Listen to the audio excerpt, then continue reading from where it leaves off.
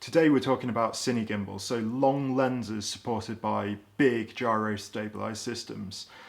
They're really expensive. I'm going to try and make one on the cheap.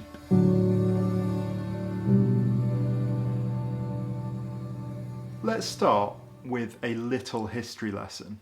Cine gimbals were first designed for military use, so cameras could zoom in on far off targets, I suppose, but they were then picked up by cinema use, and it was only in 2004, I think it was, that they were used in the original Planet Earth. And they were on helicopters, and they were used for a couple of things. They used them for a wild dog hunt, and then there were these iconic shots where they would be in tight on something and just pull out and pull out and pull out and zoom out to reveal it in its landscape. And there's one shot that just sticks in my mind of a polar bear walking in front of an iceberg. And it starts off quite tight and it just pulls out and it just shows it in its landscape. And that was the first thing that opened my eyes to how cool this technology was. And then the next sort of step up of using cine gimbals was on the hunt. They took them off the helicopter and attached them onto other vehicles. And they put them on boats, they put them on jeeps, and they even attached one onto an elephant to film a tiger hunt. Bringing them down from the aerial view, looking down on something, to ground level, to animal level, was just an evolution and a massive step in wildlife cinematography. And since then, all the other series, all the big series, Our Planet, Seven Worlds, Blue Planet 2, Planet Earth 2, they've all used long lens gimbal systems. They're fairly ubiquitous now in high-end wildlife filmmaking. However, I have never had the opportunity to use one. I mean, they're so expensive. They're like about $500,000. So they are a lot of money. I think I might have come up with a way of getting that look. They're stabilized in many axes. They have like 5 or 6 degrees of freedom. And I was thinking about a normal handheld stabilizer, like a Ronin, like this. And you have 3 degrees of stabilization. Roll, your pan, and your tilt. And with my camera, with this GH5 that we're filming on now, that also has sensor stabilization. With lenses, they have optical image stabilization. So that takes the degrees of stabilization up to 5, which should hopefully be pretty stable. This is my 60-600, and it just wouldn't fit on the Ronin S. So I bought myself for pretty cheap. This was second-hand. The second-hand lens is a 45-200 Panasonic lens. It was about £270, so not an expensive lens, but it's got optical image stabilization in it, and as a 45-200mm lens, on the Micro Four Thirds crop sensor, it gives a 90-400mm equivalent, so it's a pretty long lens for this little package. That is dinky. The GH5 has a little hidden trick, and it's a center crop mode, and that gives a 1.4 times magnification. So on top of the 400mm lens that this provides, that's a 560mm equivalent. Well, I'm excited to see if it works. It only turned up in the post today, and tomorrow we're gonna go out and test it. So I've come out to Lime Park. There you go, there's the cage in the background.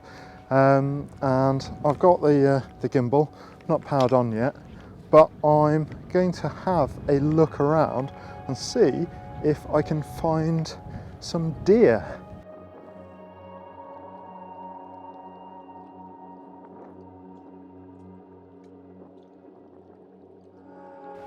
Okay, so we're just heading up the hill and coming up towards the deer sanctuary. So, hopefully, as I just crest this hill a little bit, should be able to see them. Oh, there we go. There are some deer. They're quite far off and they're all just lying down, but this will be a good test of the long lens. Okay, I'll dump my bag and I get set up.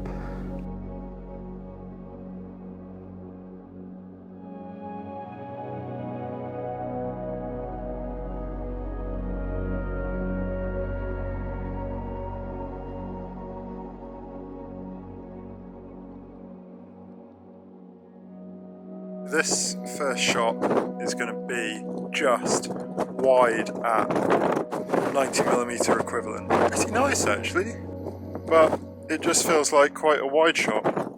So let's try and zoom in a bit. Focus on the stags. Okay, that's still too sensitive. It's crazy how at that 560mm, any little movement is just so much. I'm going to have to drop this right down. I've turned all the like the speed right down.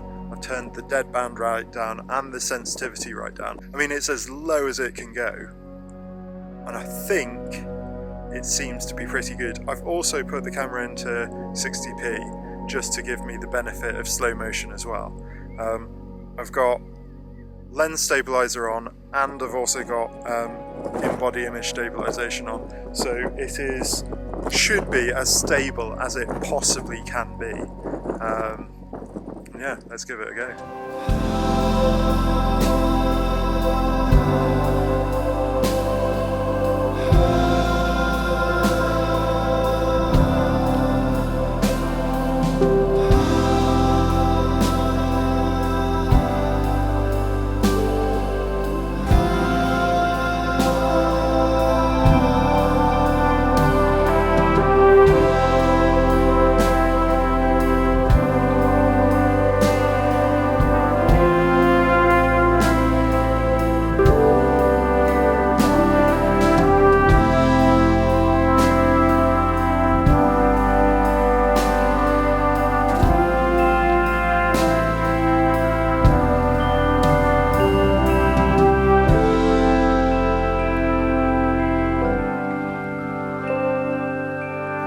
To get better at walking backwards.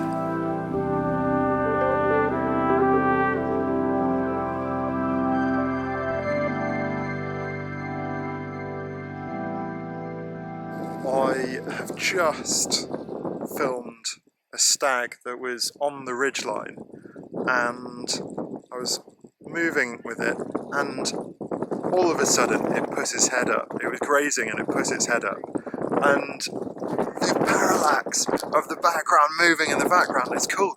And the fact that I'm holding this with my hand is insane.